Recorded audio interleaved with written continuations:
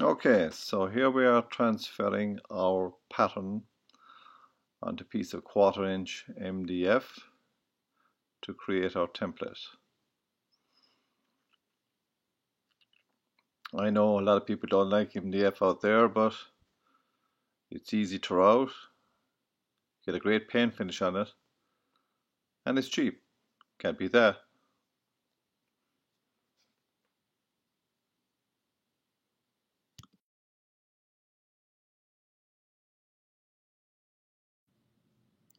Now we're just cutting out the template on my 50-year-old saber saw with a 50-year-old blade. Not bad. Bit of vibration there, alright, but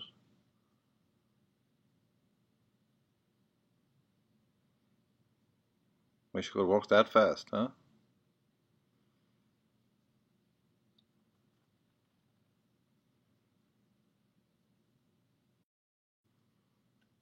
Now pay a bit of attention to the template. It's pretty important to get rid of all those flat spots and corners, because whatever defect we leave on it will be transferred to all the other pieces.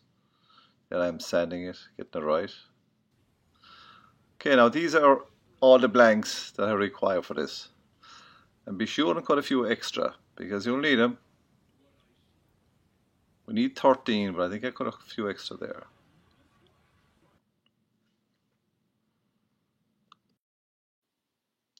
Back at the saber saw, cutting out all those blanks.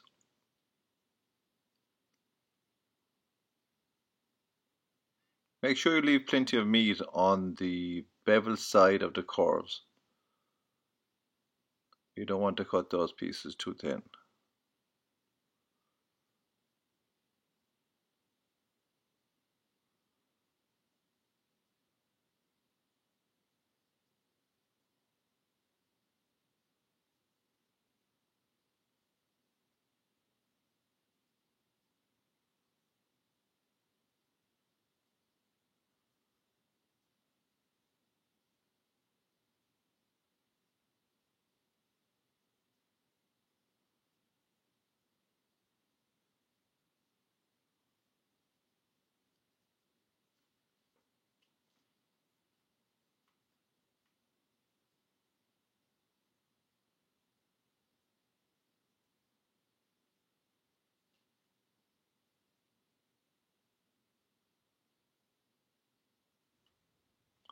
Alright, here are all our pieces ready to be routed.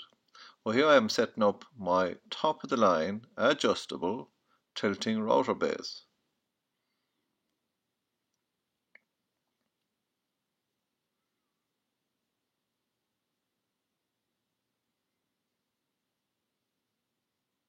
No, that is one ugly piece of 2x4, huh?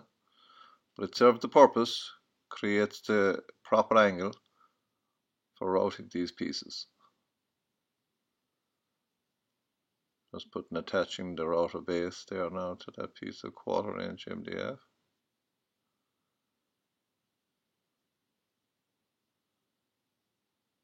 To my equally high-end router table. So now I've installed a flush cutting bit in my router, ready to route those pieces.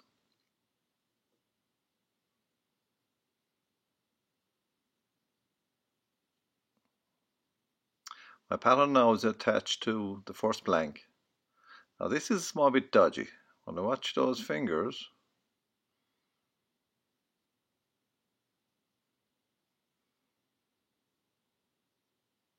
the piece should be orientated in the same direction as you route it. Yeah.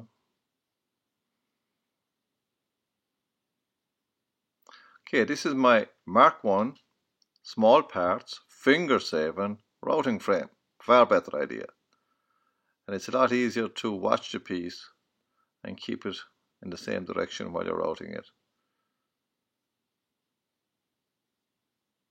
Very good.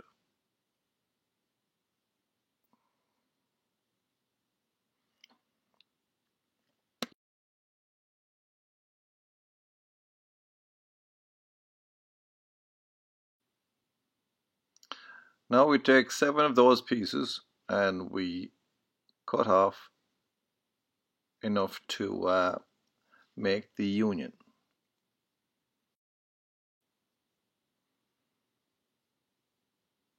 We need to use a very thin blade so we don't take too much waste out. It's a piece of plexiglass, 1/16 inch plexiglass, that I'm using to make my base to support the flag. So it's cut at the same angle as the router is set up at. We need 2 pieces, for the one for the front and one for the back. Didn't cut that too clean. Very good.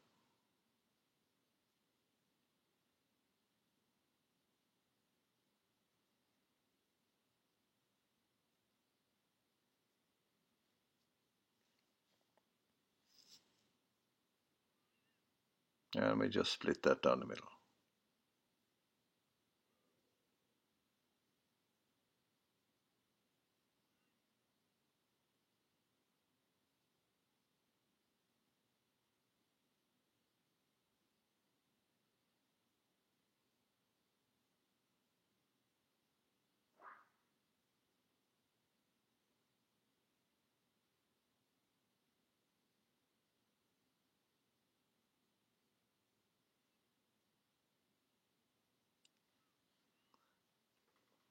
Alright, here we're cutting the slot at the for the very base of, actually it's for the plexiglass.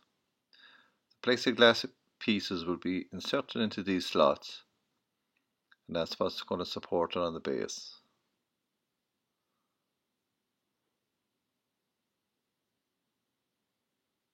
Our blade is not very sharp either, huh?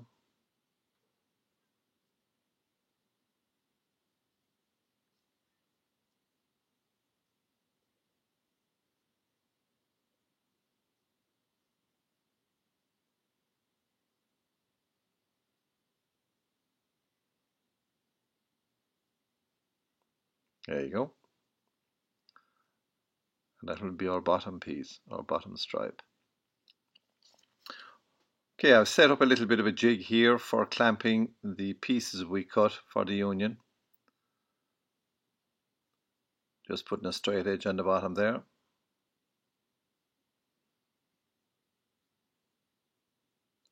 Bit of wood glue on my pieces.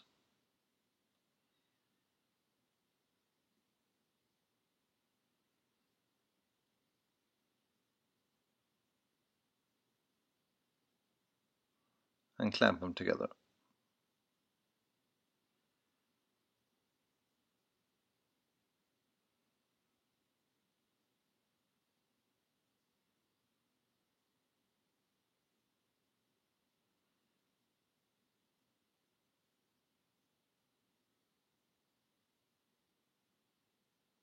Okay, now we're getting to the fun part. Here are all my pieces primed and ready for paint.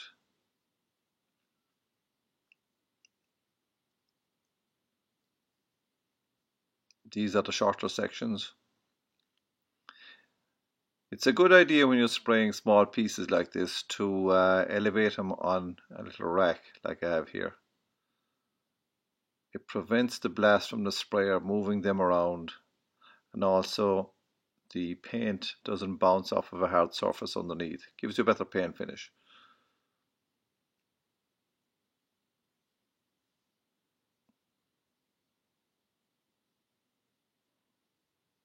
There we're doing the whites, couple coats. Sand in between each coat with 220 sandpaper.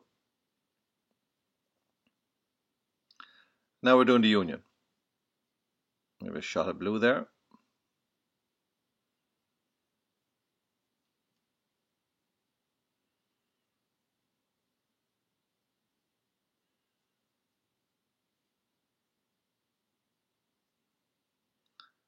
Okay, this is a template I've made up that for the union.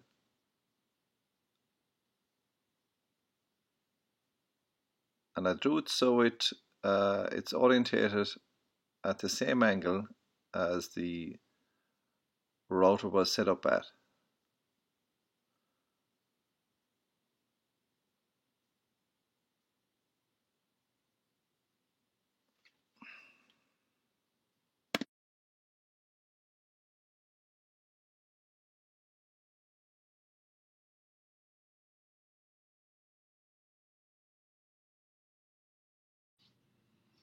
Now, as you will see, this did not turn out as good as it should.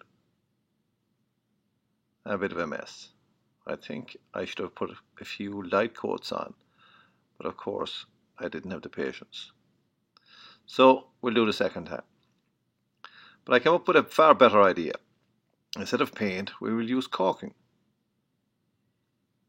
Apply it with a little knife. Don't press it too hard, you don't want to get in underneath the template.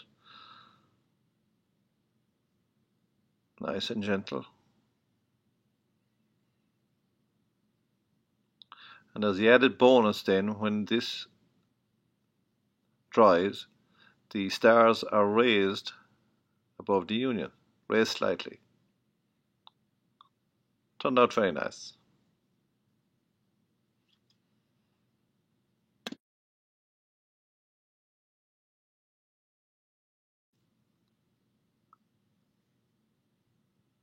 Now we're ready to assemble. So as you can see, I made up another little jig for this. Couple of blocks set at the angle, at the correct angle. Be sure and use some clear glue when you're putting these pieces together, because if you've got some squeeze out, at least it won't be too noticeable. There I'm putting a small little shim in to raise the union high enough to be flush with the smaller sections.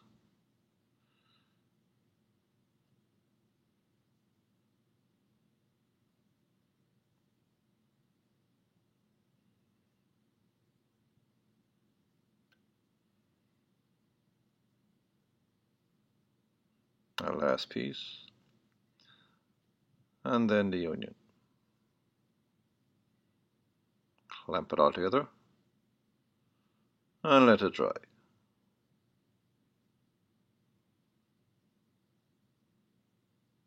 Okay, there's the finished product with my logo down there on the bottom. Very nice. Turned out well. Now, if you feel a small bit more ambitious, you can use the exact same method I use for making a smaller flag to make one much larger, like this one, made totally of plywood.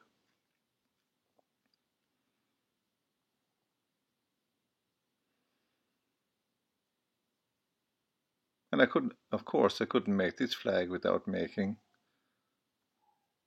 the tricolour.